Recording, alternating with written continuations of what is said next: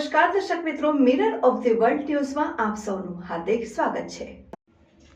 ડભોઈનગર હવે સોલાર પ્લાન્ટોથી સજ્જ થવા જઈ રહ્યું છે। અગાઉ કરનેટ ઝવેરપુરા ખાતે 3 મોટા સોલાર પ્લાન્ટ નાખવામાં આવ્યા છે, જ્યારે આજરોજ બીજા 2 સોલાર પ્લાન્ટો 15માં નાણાં પંચમાંથી 1.55 કરોડના ખર્ચે નાખવાના શ્રી ગણેશ થઈ ગયા છે। વિસ્તારના ધારાસભ્ય શૈલેષ મહેતા દ્વારા જ આજરોજ 2 સોલાર પ્લાન્ટનું ખાતમુહૂર્ત કરવામાં આવ્યું હતું। નગરપાલિકા તંત્રને આ સોલાર પ્લાન્ટને લઈ વર્ષે લાખો રૂપિયાની બચત વીજ બિલમાં થશે। ડભોઈ નગરપાલિકા પણ હવે ઉત્તમ ટેકનોલોજીના ઉપયોગ કરીને પાલિકાની વાર્ષિક બચતમાં વધારો કરી રહી છે।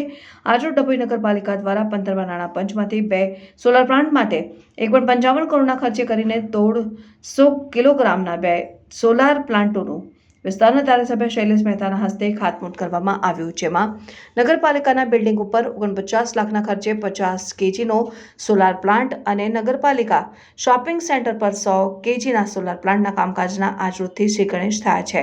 અત્રે ઉલ્લેખનીય છે કે સમગ્ર નગરને પીવાનું પાણી પૂરતું મળી રહે કરનેટ ખાતે આવેલા પમ્પિંગ સ્ટેશનને ચલાવવા માટે પણ ત્યાં 3 પ્લાન્ટ નાખવામાં આવેલ છે, જે હાલ કાર્યરત છે અને જેને લઈને પમ્પિંગ સ્ટેશનના વીજ બિલમાં તો ઘણી બધી રાહત પાલિકાને મળી રહી છે। ત્યારે નવા આ બંને સોલાર પ્લાન્ટની પણ વાત કરીએ તો 100 કિલોગ્રામના સોલાર પ્લાન્ટ કાર્યરત થયા બાદ વાર્ષિક રૂપિયા 1,31,04,000નો ફાયદો અને 50 કેજીના સોલાર પ્લાન્ટમાંથી 6,57,000નો વાર્ષિક ફાયદો નગરપાલિકાને થનાર છે। જ્યારે પાછલા કેટલાક વર્ષોનો પાલિકાનો રેકોર્ડ જોવા જઈએ તો કરોડો રૂપિયાનું વીજ બિલ વીજ કંપનીનું નગરપાલિકાનું બાકી રહેતું હતું અને વારંવાર ક્યારેક સ્ટ્રીટ લાઇટ તો ક્યારેક ગટરના પમ્પિંગ સ્ટેશનના કનેક્શન ઓપન બિલ ન ભરવાને કારણે મધ્ય ગુજરાત વીજ કંપની દ્વારા કટ કરવામાં આવતા, પરંતુ હવે વીજ બિલ પણ ઓછું આવશે અને પાલિકાને પણ આર્થિક ફાયદો થશે ને શરૂ થનાર સોલાર પ્લાન્ટો પાલિકા માટે આશીર્વાદરૂપ પુરવાર થશે।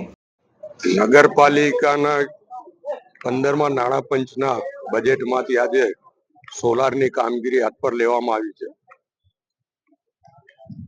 નગરપાલિકા શોપિંગ સેન્ટર પર 100 કિલોવોટનો પ્લાન્ટ અને નગરપાલિકાનું જે અત્યારનું બિલ્ડિંગ છે એની પર 50 કિલોવોટના પ્લાન્ટનું આયોજન છે। બંનેનું થઈને લગભગ 1.5 કરોડ રૂપિયાનો ખર્ચો થશે। એની સામે 25 વર્ષમાં 5 કરોડ રૂપિયાનો ફાયદો નગરપાલિકાને થશે। ખાસ કરીને રંગુપવન ને ઓડિટોરિયમના લાઇટ બિલ માટે આયોજન કરવામાં આવ્યું છે।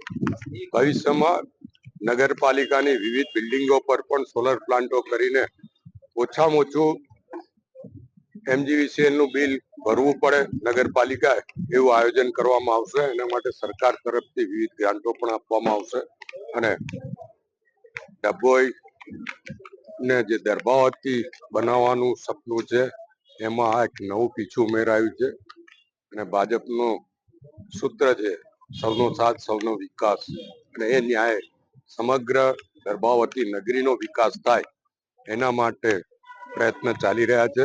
અને જે રીતે રસ્તાના કામો હાથ પર લેવામાં આવે છે, જે રીતે ડ્રેનેજ માટે પ્રાઇમરી મંજૂરી 44 કરોડ રૂપિયાની આવી છે, પાણીની લાઈનો માટે 12.5 કરોડ રૂપિયા આવ્યા છે અને ગેસ લાઈન માટે ઘેર ઘેર ગેસ લાઈન માટે 14 કરોડ રૂપિયા આવ્યા છે।